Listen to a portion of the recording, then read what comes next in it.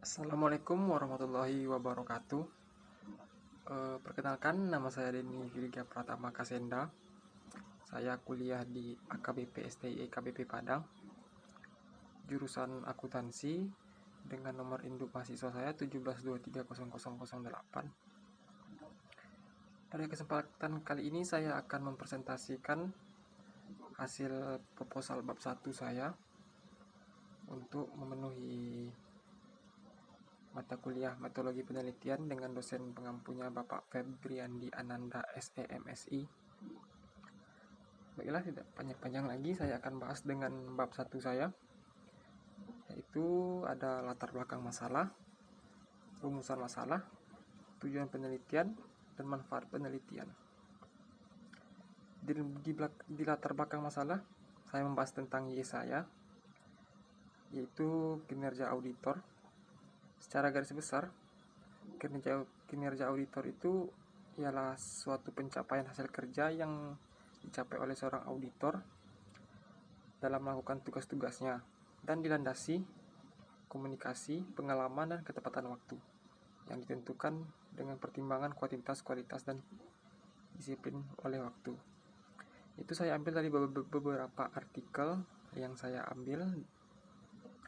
Untuk selanjutnya, di latar belakang masalah, saya juga membahas tentang fakta fenomena atau data pendukung yang saya ambil dari beberapa artikel juga, dan salah satunya ada juga dari beberapa berita sumber yang terpercaya seperti CNBN Indonesia, yaitu mengenai kasus pelanggaran kode etik tentang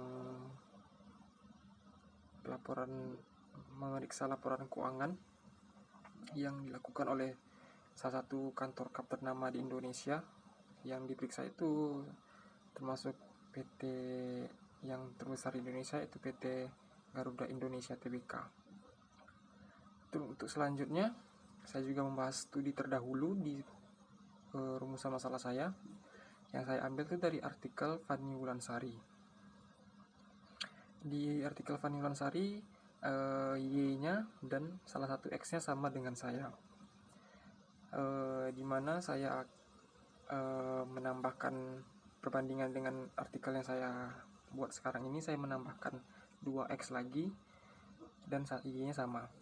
Karena kenapa saya ngambil kinerja auditor?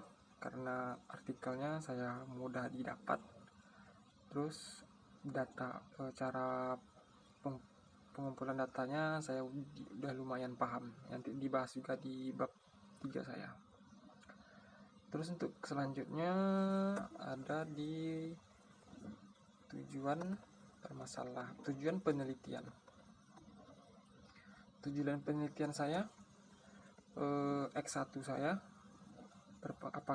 bagaimana pengaruh X1 saya terhadap Y, terus yang kedua bagaimana pengaruh X2 terhadap Y, yang ketiga bagaimana pengaruh X3 terhadap Y.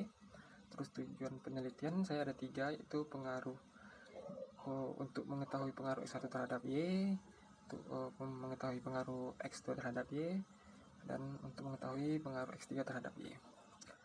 Untuk tujuan manfaat penelitian, yaitu saya ada 3 juga, itu dapat untuk mengetahui keadaan terbaik untuk memecahkan permasalahan kinerja auditor, dan ada nanti saya letak di slide saya. Terus untuk bab 2, landasan teori, saya membahas tentang independensi X1 saya, yaitu ya bisa dibilang secara garis besar independensi itu kejujuran dari seorang auditor untuk memandang fakta, adanya pertimbangan yang objektif dan tidak pernah memihak dalam merumuskan dan mengatakan opini dan atau pendapatnya. Itu saya ambil dari secara garis besar di seluruh artikel yang saya baca.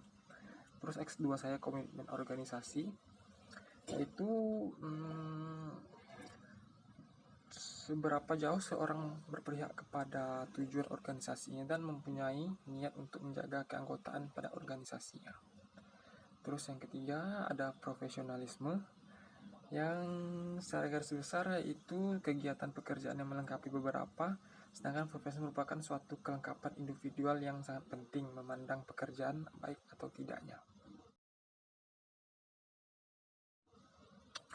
Di bab 2 juga saya membahas tentang pengembangan hipotesis saya, yaitu X1 terhadap Y saya yaitu berpengaruh positif karena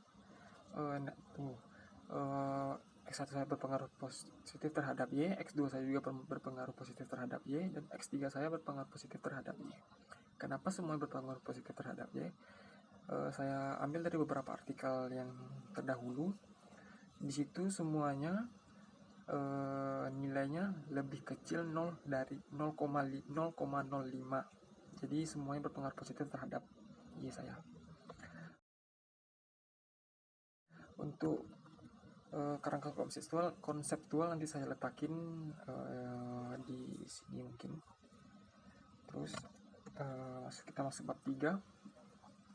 Di bab 3 saya ada metodologi penelitian, yaitu saya ngambil jenis penelitian saya kuantitatif karena suatu penelitian yang berisi angka-angka dan analisis menggunakan statistik. Saya menggunakan statistik dan angka-angka untuk pengambilan data. Terus jenis data saya itu cross section, karena data cross section itu data dikumpulkan tidak lebih dari sekali dan perhitungan salah satu periode harian, mingguan, dan bulanan.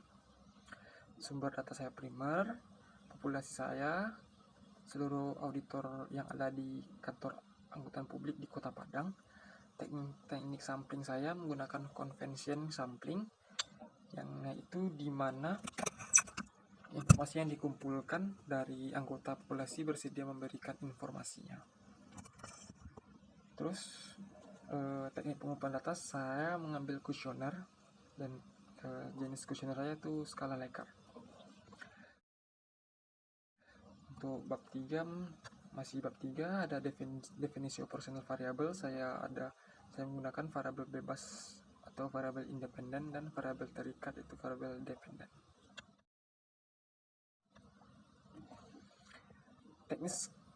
Teknik analisis data saya masih di bab 3. Saya menggunakan uji instrumen, yaitu ada uji validitas, uji reliabilitas, terus ada uji asumsi klasik. Di uji asumsi klasik ada juga pembagiannya, ada uji normalitas, dan di uji normalitas saya menggunakan Kolmogorov, Smirnov, dan Shapiro-Wilk. Masih di uji asumsi klasik, ada juga uji multikoliniaritas dan uji heterokedisitas. Agak susah juga menyebutnya. Untuk selanjutnya saya ada uji hipotesis, yaitu uji signifikans atau uji T, dan kemarin saya tidak memakai uji F karena ya sudah revisi sama Bapak. Dan di uji hipotesis ada juga uji determinasi. Yang uji regresi linear berganda nanti ada saya letakin di sini. Ya, selesai di daftar pustaka saya, dan terima kasih telah mendengarkan presentasi yang singkat ini. Semoga yang saya bicarakan cukup jelas untuk Bapak dengar, dan semoga nilai saya ya sesuai dengan harapan saya. Dan saya juga berharap tentang wabah ini cepat berlalu dan bisa kembali melakukan aktivitas di kampus seperti biasa, tidak daring lagi, dan wisuda tepat waktu supaya pada pas wisuda nanti wabah ini cepat sudah berakhir lah, agar tidak dibilang wisuda jalur giveaway yang biasa dibilang oleh netizen. Udah, terima kasih. Assalamualaikum warahmatullahi wabarakatuh.